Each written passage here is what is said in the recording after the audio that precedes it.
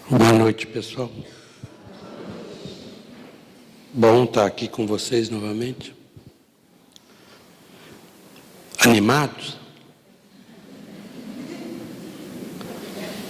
Fazer uma reflexão sobre o Espiritismo hoje. Quando a gente coloca títulos, a gente fica buscando títulos para colocar nas palestras, e aí a gente coloca o Espiritismo hoje. O Espiritismo hoje é o mesmo Espiritismo de 1857, só que mais dinâmico, porque hoje nós temos muito mais recursos do que naquela época. Já imaginaram o que se dispendia de recursos para fazer uma viagem como as de 1868, na época de Kardec? Como é que era difícil fazer aquelas coisas? Hoje nós temos muito fáceis. Daqui a pouco está na internet, daqui a pouco está em áudio e vídeo. As pessoas podem comunicar, as pessoas podem falar aqui e o planeta inteiro tomar conhecimento. Essas palestras nossas gravadas, tem gente do Canadá, tem gente do mundo inteiro dando notícias dela. Imagine isso. Na antiguidade, por exemplo, se fazia uma viagem para fazer uma pregação de Paulo de Tarso, ele saía de casa e não tinha tempo para voltar, não. Se voltasse, a pessoa já saía e seguia rumo à frente, enfrentando todos os obstáculos. Hoje nós temos muita moleza, nós temos muita facilidade. E falar de espiritismo hoje é exatamente falar dessas facilidades que nós temos hoje. Hoje, só se a pessoa não quiser mesmo estudar a doutrina espírita, porque a doutrina espírita hoje ela é cidadã. Ela tomou seu espaço na sociedade. Ela é respeitada. Eu fico até preocupado, porque em determinados momentos fica até chique você falar que é espírita. Há um tempo atrás, eu me lembro de uma palestra de Divaldo, em que as pessoas, na hora que falava que era espírita, a pessoa já ficava meio assustada. As pessoas ficavam meio ressabiadas, espírita. Hoje, às vezes, se você fala que é espírita, começa a juntar um bolinho de gente em volta, mas não deixa de ficar com aquela modazinha de dar uma olhada para um lado, dar uma olhada para o outro primeiro, para ver se tem alguém olhando, e eu gosto que às vezes as pessoas falam, você que mexe com essas coisas, olha a mão.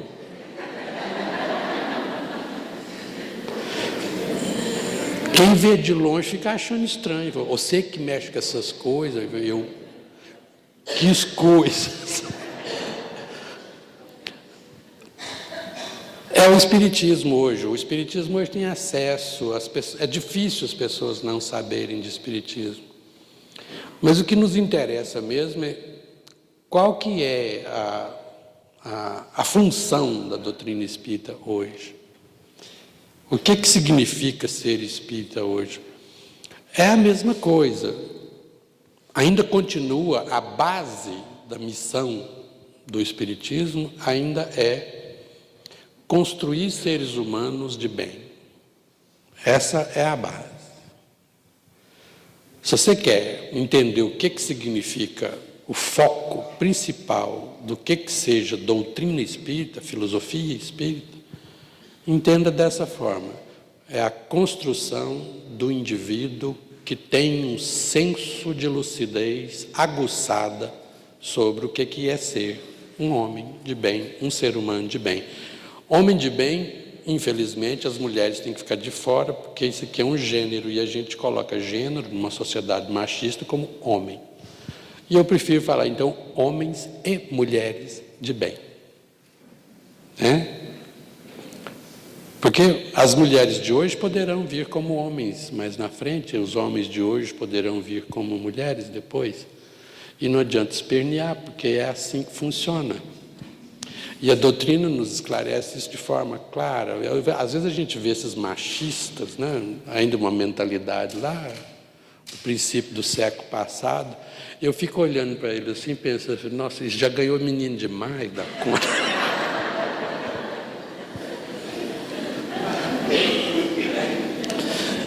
Isso já amamentou uma quantidade lá para trás, né? Porque não existe homem 100% e não existe mulher 100%. E essa é a gostosura da gente quebrar os preconceitos de forma lógica, de forma racional, de forma sem mistérios, né? Somos homens e mulheres dependendo da nossa necessidade evolutiva. Se, ora, a gente precisa de reencarnar como homens, reencarnamos como homens, marcamos psiquismo nosso como características masculinas. Outro momento, a gente marca o nosso psiquismo como características femininas. Felizmente, à medida que nós vamos evoluindo, essas características deixam de ser tão discrepantes uma da outra, né? E aí a música do Pepeu Gomes faz sucesso. Sou um homem masculino, ou sou um homem feminino, ou, né, não importa o que. Quanto mais evoluído é o espírito, menos você vê traços marcantes de um determinado sexo. Você vê que ele é ambissexual. Quem conhece a foto de um Emanuel, por exemplo, você olha para ele, ele é um senador romano, mas você olha a máscara da face dele, você olha a tez, você olha o jeito dele ser, uma hora você olha e você fala, gente, é uma mulher. Outra hora você olha, é um homem, com toda a característica de um espírito, que já passou pelo processo evolutivo nos dois lados. Bom, isso é que é a gostosura do Espiritismo, porque ele nos dá isso de uma forma tão tranquila, tão significativa, e junto com isso, junto com esses novos conhecimentos, com essa nova maneira de pensar a realidade, sem travas, sem peias, a gente começa a entender o que nós somos. Nós somos um espírito em evolução.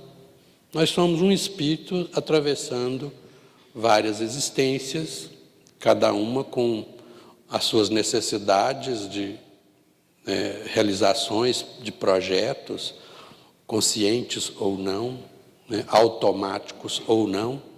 E aí, os pontos fundamentais que a gente tem que desenvolver, que se pode sintetizar em uns poucos, você vai ver isso no livro Evangelho segundo o Espiritismo, caracteres do homem de bem.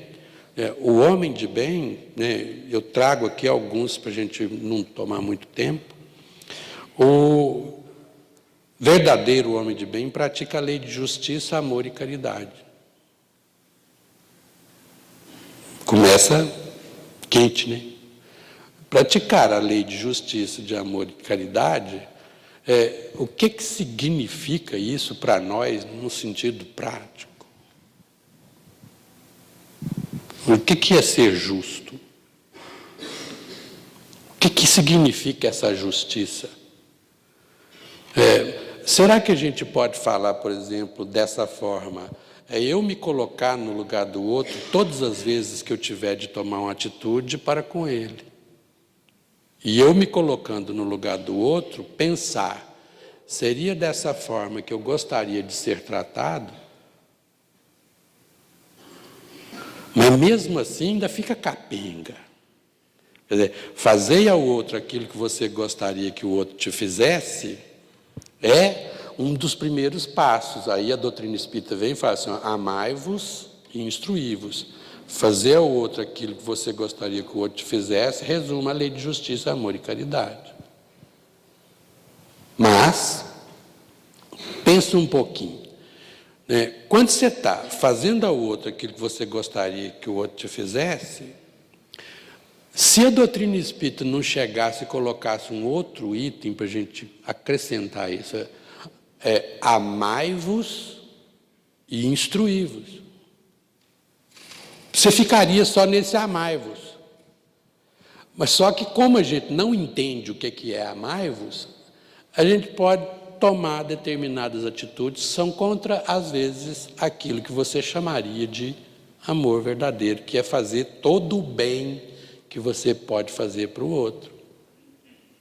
Está dando para entender? Deixa eu dar um exemplo bem pé quebrado aqui, para a gente tentar fazer a importância do amai-vos e instruí-vos aparecer.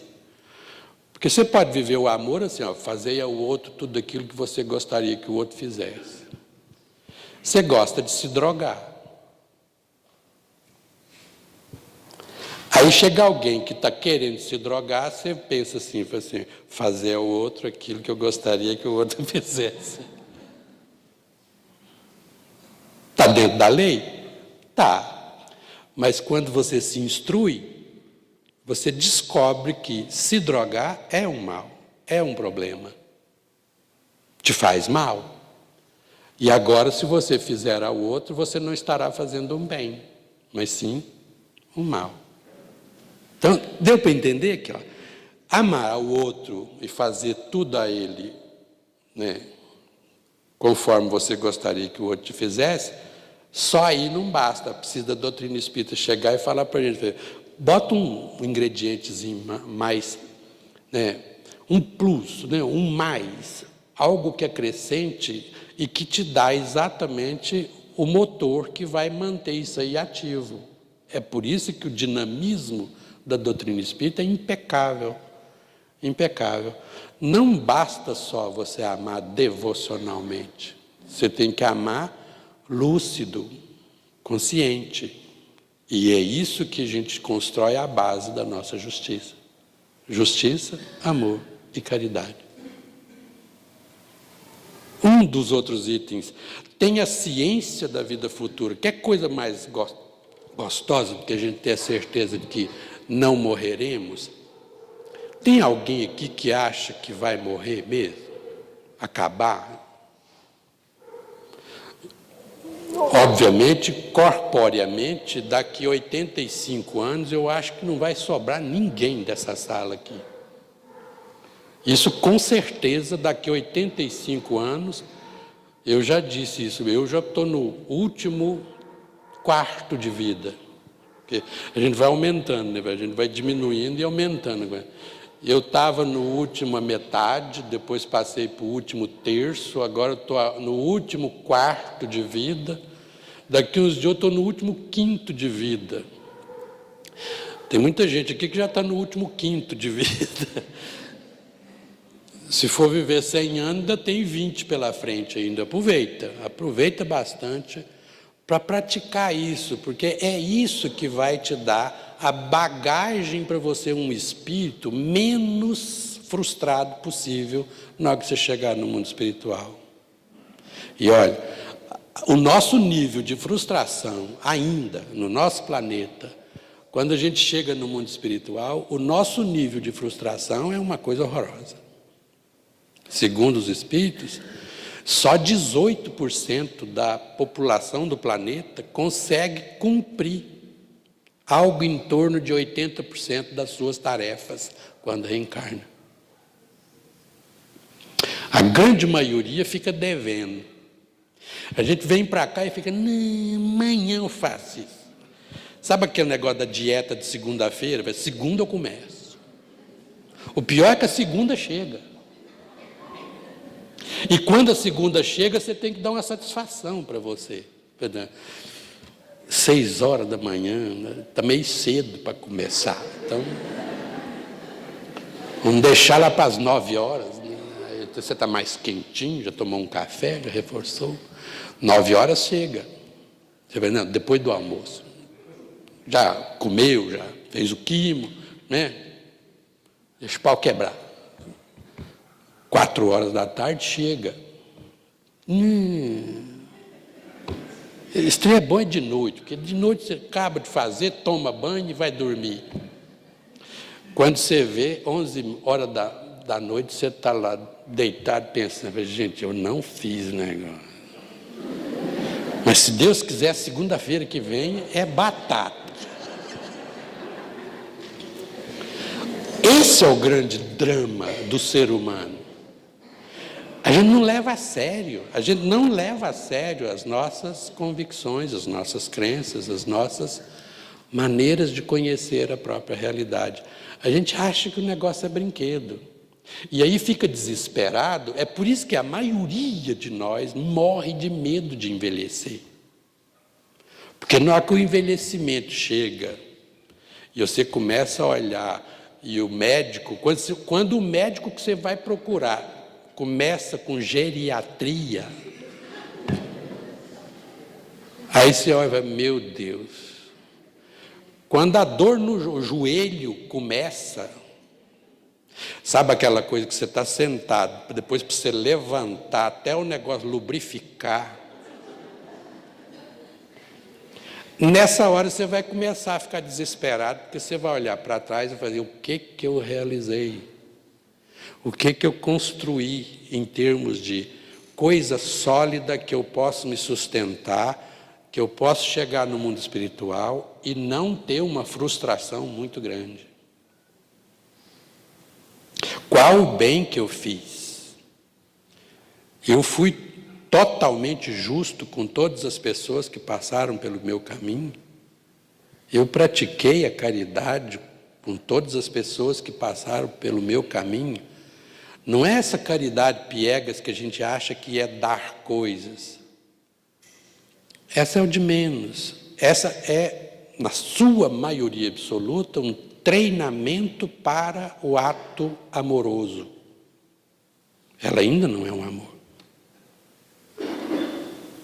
Paulo de Tarso dizia isso. Não adianta praticar isso. Não adianta dar coisas. Você pode dar toda a sua fortuna. Você pode falar a língua dos anjos. Você pode ter do jeito que você quer. Mas se não tiver amor, se não tiver a caridade, e a caridade que ele diz é no sentido mais pleno do amor.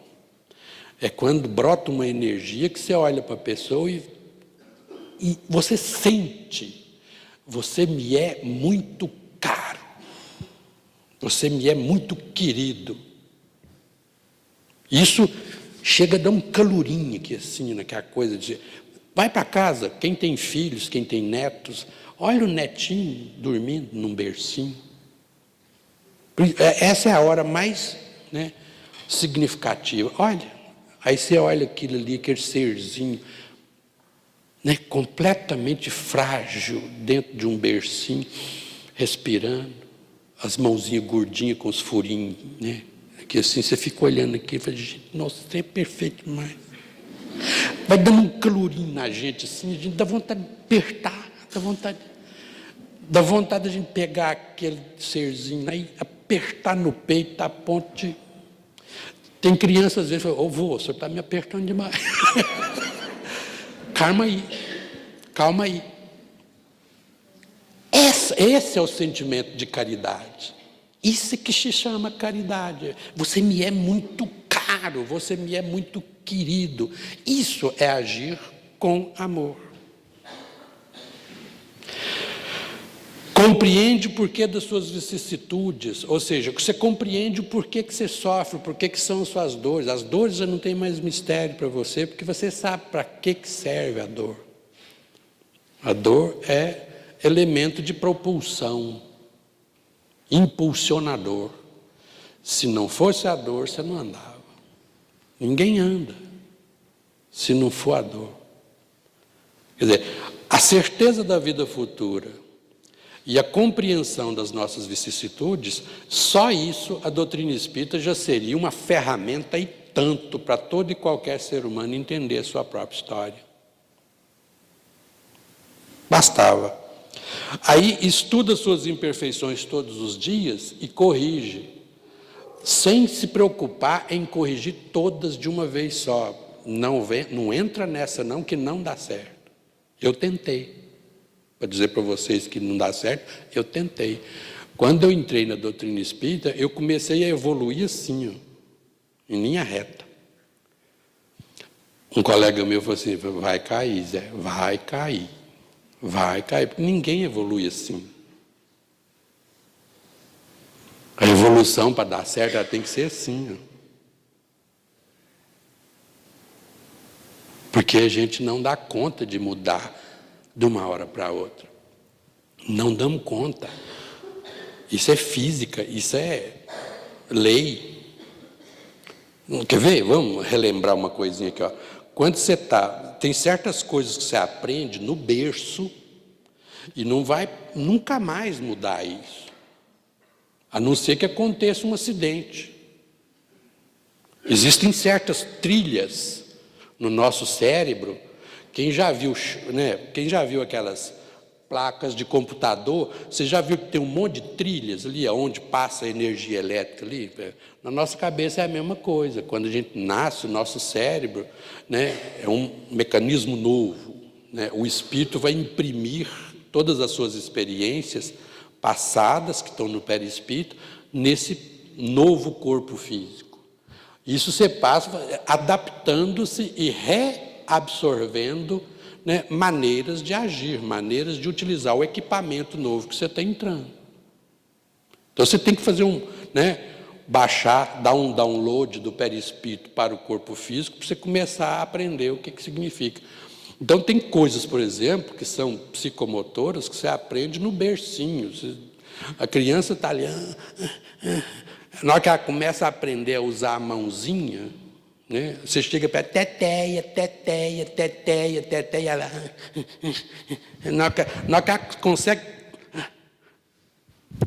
pega aqui, ó, esse ato de pegar alguma coisa criou uma trilha, fininha trilha. Aí, de novo, na hora que ela reforça a trilha, de novo, reforça a trilha, de novo, reforça a trilha. Ela vai reforçando a trilha, reforçando a trilha, reforçando a trilha, reforçando a trilha. Na hora que ela chega na nossa idade, por exemplo, essa trilha está asfaltada, iluminada, tudo arrumadinho. Então você joga para ela uma caneta, pá, pá, ele capta no reflexo. Arco reflexo. Trilha cerebral aqui, ó. A mesma coisa é a vida. Você vai aprendendo diante da vida todas as suas maneiras, os seus jeitos, trejeitos. É por isso que tem gente que é conhecida só pelas maneiras que ela tem, o jeito de cumprimentar, o jeito de abraçar, o jeito de falar. Você sabe o jeito dela. Quem mora junto, por exemplo, faz inclusive a leitura, uma chamada leitura fria. A pessoa aponta na porta, você já olha e fala, ih, tem trovoada hoje. Por quê? Porque pela máscara corpórea dela, você já sabe o que tem ali, você já sabe quais são as características, né? Para você mudar isso, menino, você tem que começar a treinar, a pegar com a outra mão. E isso é ótimo para não desenvolver os alemão lá, né? Vocês conhecem, né? Para não desenvolver os alemão lá, você tem que começar a fazer troca. Eu, de vez em quando, fico treinando, fica parecendo, o povo passa perto e fala, não, o Zé está doido mesmo. Eu vou pegar a caneta, mas eu vou passar o braço por cima né? Para pegar a caneta, ou eu pego de lado, ou eu pego de trivela, eu pego de letra para pegar a caneta. Por quê? Porque aí você obriga pelo menos outras partes do cérebro a agir. Você lê. Por que ler é muito importante? Porque quando você lê, você está produzindo um filme na sua cabeça. Quanto mais você lê, mais você produz um filme na sua cabeça. Você que é o diretor de cinema. Na hora que você está lendo o livro, você cria a imagem, você bota isso e tal. Se você assistiu o filme antes, por isso não tem graça. Se você assistiu o filme do livro antes, na hora que você vai ler, perdeu a graça, porque você nunca vai dar conta de sair daquela trilha que você fez na hora que você assistiu o filme. Não, tem que ler o livro antes, porque aí você é o diretor. Você constrói as cenas. Aí depois você vai assistir o filme para comparar o filme que você dirigiu, as cenas que você montou ao ler o livro e as cenas do diretor que está lá fazendo no cinema. E você vai ver diferença. Não, não pensei isso não. Nossa, o dele está diferente, o dele está assim, assim, assado. Olha que gostosura. Então, mudar é complicado. Então, não adianta você pensar que vai evoluir assim, não. Quando eu entrei na doutrina espírita, na hora que eles falaram que era para ser um homem de bem, eu parei de fumar, parei de beber, parei de comer carne, parei com aquilo também. A mulher olhou e falou,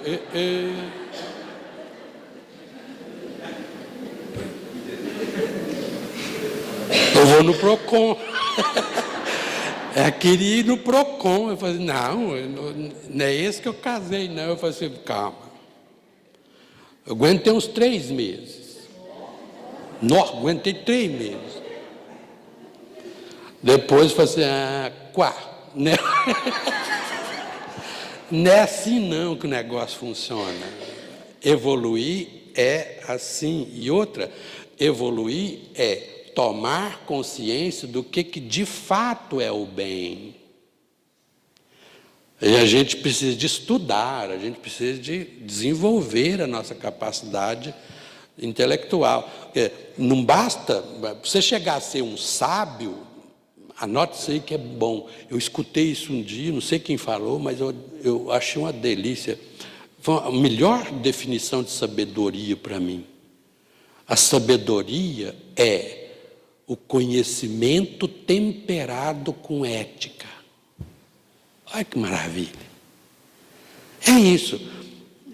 Todo conhecimento que você tem, tempera isso com ética e você vai ser naturalmente um sábio. E se você coloca essa sabedoria ao seu serviço, você já está no envio de uma tarefa bem-sucedida, porque você será um ser humano melhor a cada dia. Você se esforça para ser um ser humano a cada dia. Essa é a função, essa é a pedagogia da doutrina espírita. É ensinar a gente a fazer isso. O Alexandre pediu para a gente fazer uma coisa que eu assisti há pouco tempo, quem estuda junto com a gente lá em casa, nós temos um grupo que estuda relações humanas. E tem uma palestra que nós estudamos há pouco tempo, do professor Clóvis de Barros Filho, do professor da USP, sobre o amor.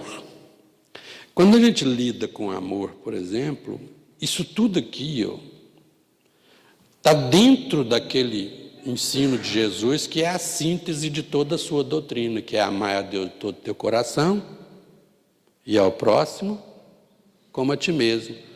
Lembra do triângulo do amor? Amar a Deus de todo o teu coração e ao próximo como a ti mesmo. Eu estou fazendo um triângulo, está vendo aqui? Mentaliza aí. Amar a Deus de todo o teu coração, de todo o teu espírito e ao próximo como a ti mesmo. Todos os nossos problemas, e aqui eu vou ser reducionista intencionalmente, porque é um desafio. Todos os nossos problemas, todo e qualquer problema que você tem, é porque faltou um dos lados do triângulo. Um ou mais lados do triângulo. A gente só sofre porque faltou um dos lados do triângulo, ou 2 lados do triângulo, ou os 3 lados do triângulo.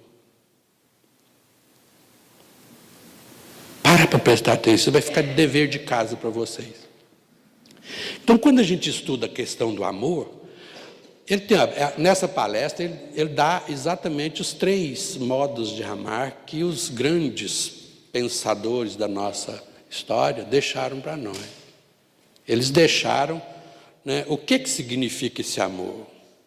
A gente começa com Platão. Platão, filósofo grego, 460, mais ou menos antes de Cristo, ele gostava de ensinar embaixo das árvores. E tinha uma árvore que chama-se plátano. E ele dava aula debaixo dos plátanos, porque debaixo de um plátano, o plátano é aquela árvore grandiosa, que parece um guarda-sol, de todo tamanho. Ali embaixo ela forma um platô, né? Aliás, a sombra do plátano chama-se platear. Platear é a palavra que origina plateia, que tem a ver com teatro, porque o grego tudo tem a ver com teatro, tudo tem a ver com a mitologia representada no teatro, porque o teatro para eles é sagrado. Então, essa gostosura de lecionar embaixo de um plátano, e pegava os jovens e começava a ensinar para eles. E para Platão, amor, obviamente, não é amor. Amor é eros, porque ele não falava português. Eros é amor em Platão, o chamado amor platônico, eros. E ele, segundo o professor, é irritantemente simples. Obviamente, eu não tenho nenhuma competência para dar a aula que o professor tem. Depois vocês entram na internet e assistam a aula dele completa. Está no YouTube.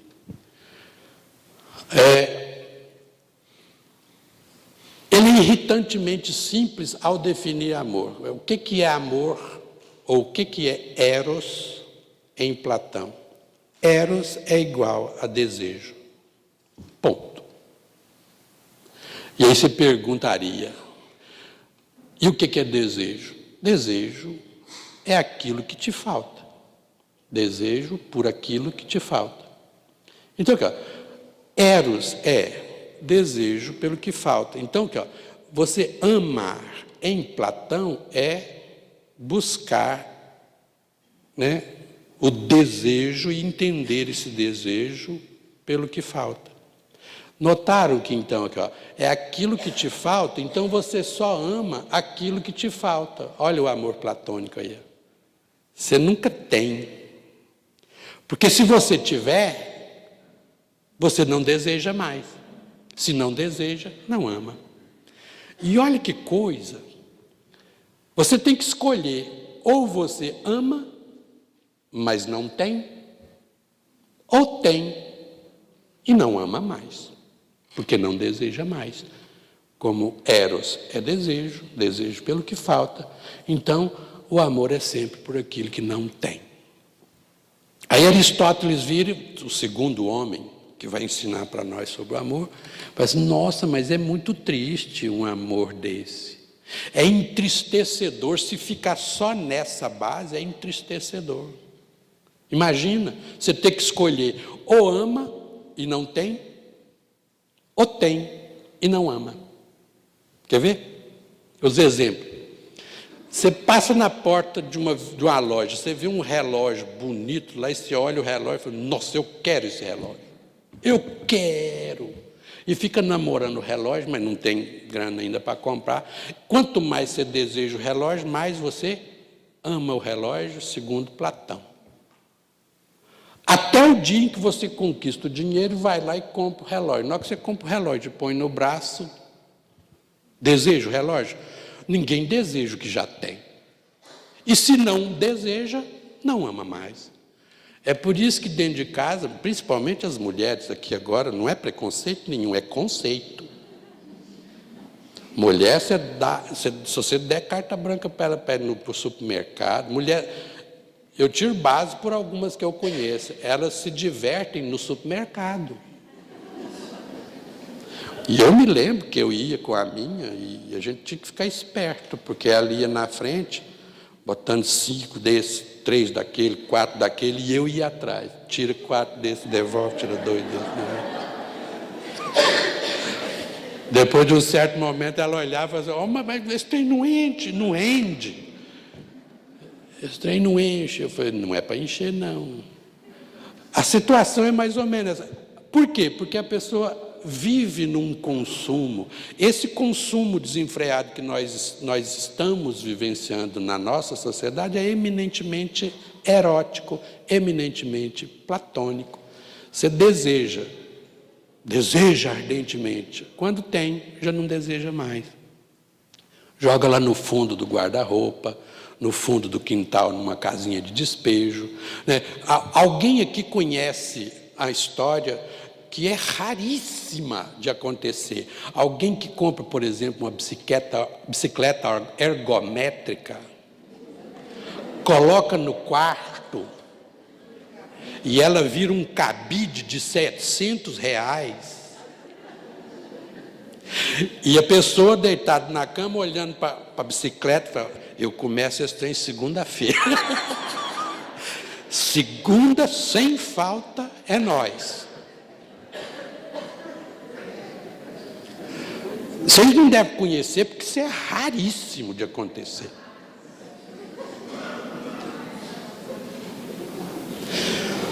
É o tal do amor platônico.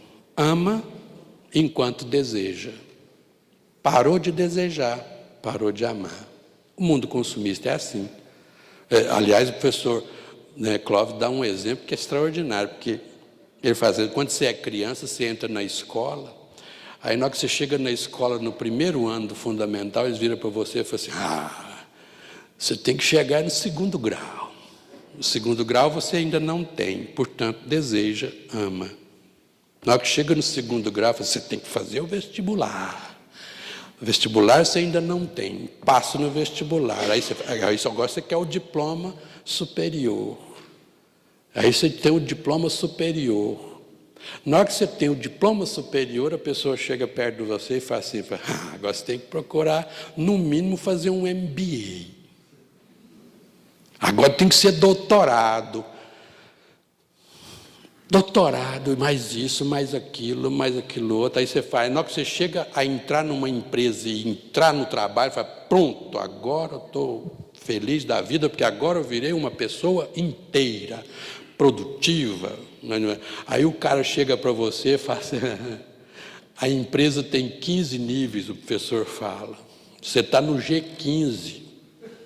E enquanto você estiver no G15, você não tem vaga nem para sua bicicleta no estacionamento. Você tem que chegar no G14.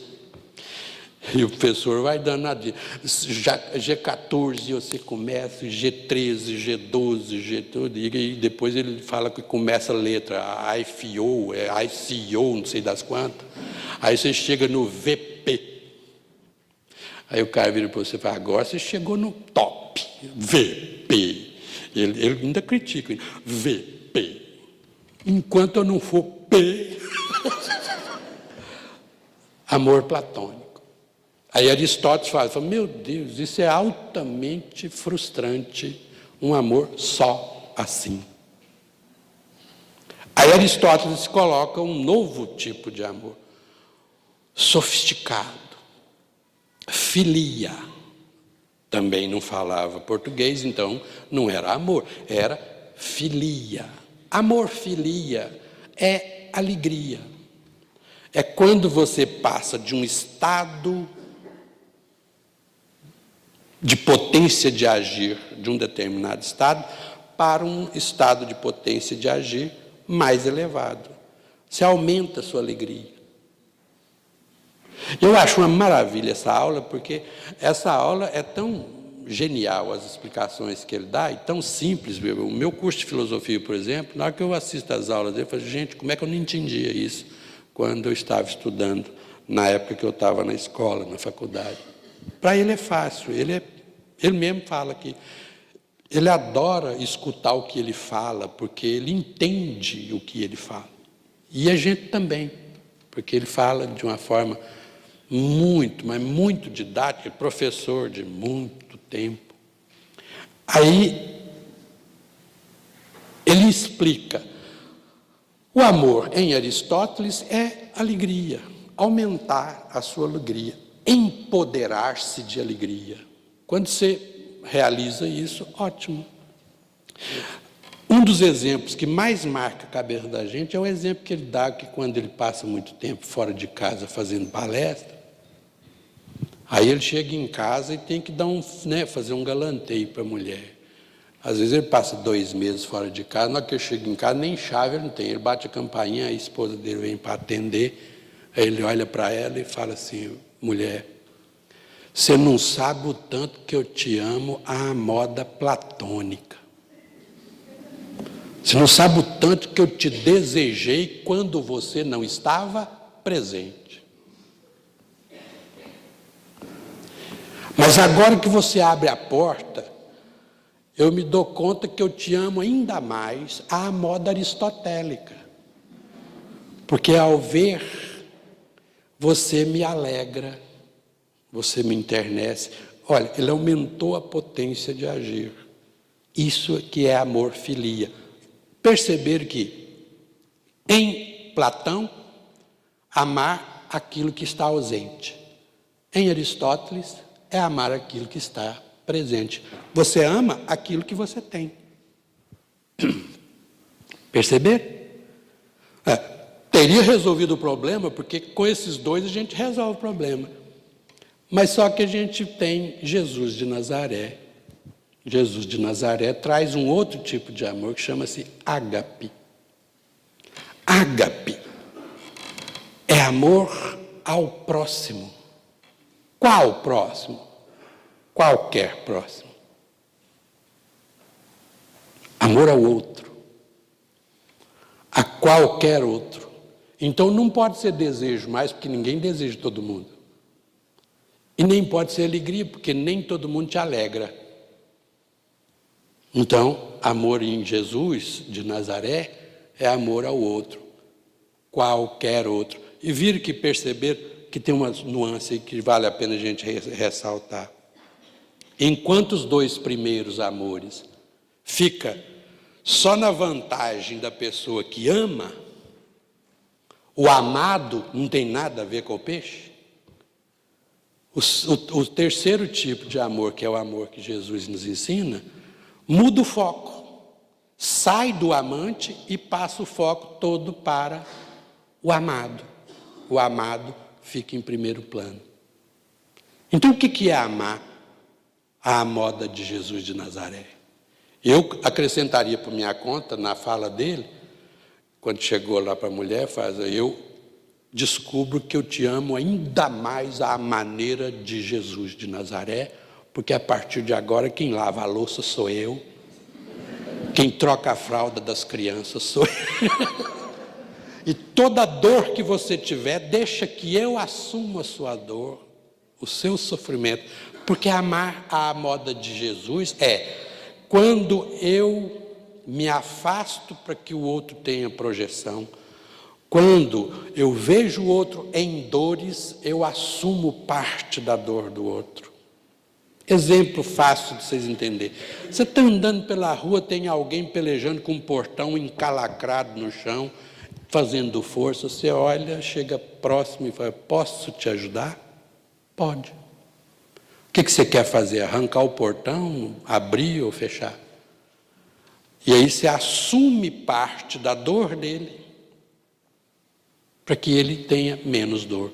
Isso é amor cristão. Eu lembro sempre do amor cristão e eu associo sempre com Simão Sirineu. Vocês lembram de Simão Sirineu? É aquele que ajudou Jesus a carregar a cruz. Esse é o símbolo do amor cristão, no sentido, para a gente entender. Você vê alguém em dores, em sofrimento, você chega perto e divide a dor com ele.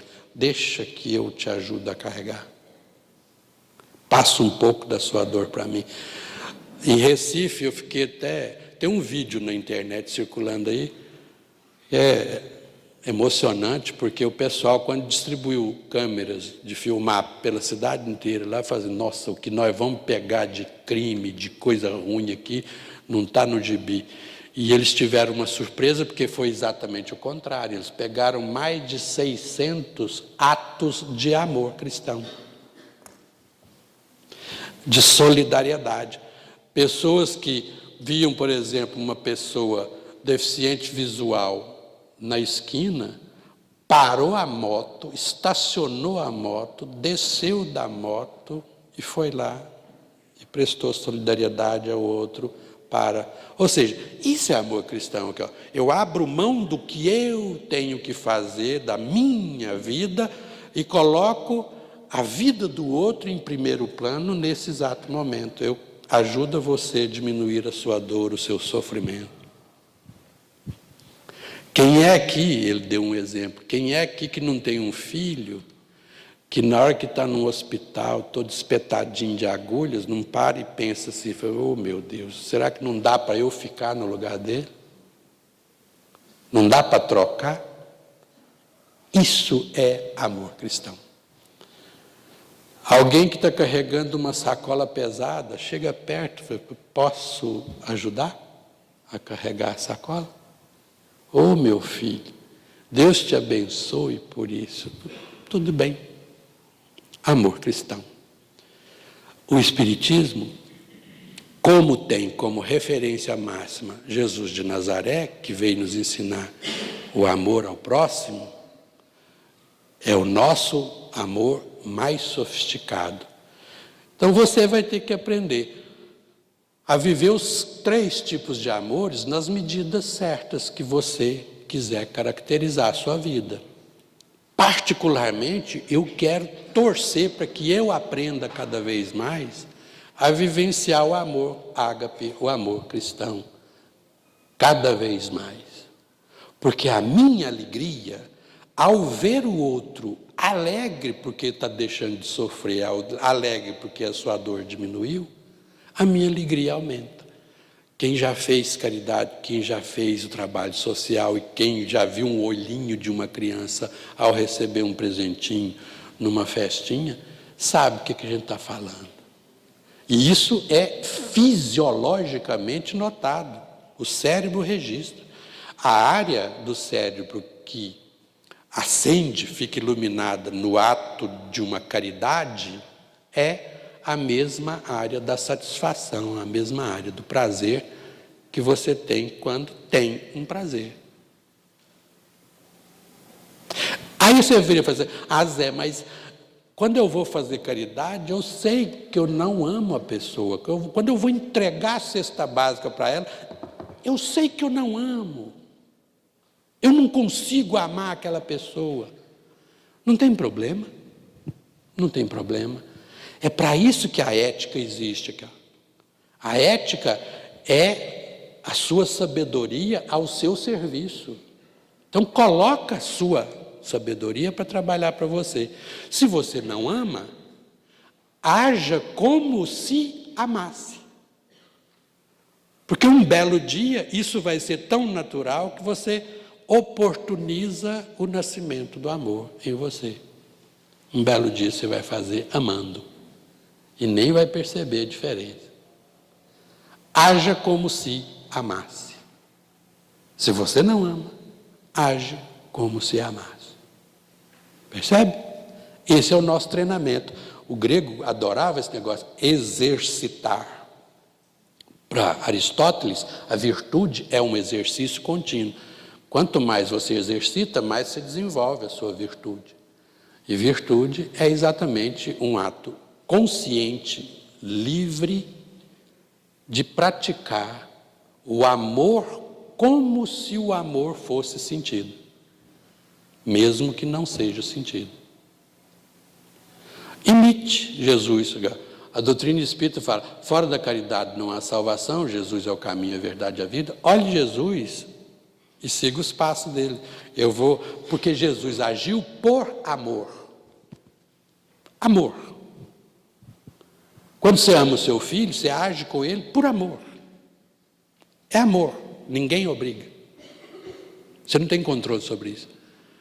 Mas, quando você age imitando o gesto de Jesus, que é um gesto amoroso, você está fazendo o que nós chamamos de caridade, praticando a generosidade. Generosidade, então, ainda não é agir por amor, mas é agir como se amasse. É um ato ético, é um ato moral. Hoje não vai dar tempo de pergunta, não. Vocês não me interromperam, dançaram. Fica para próximas perguntas.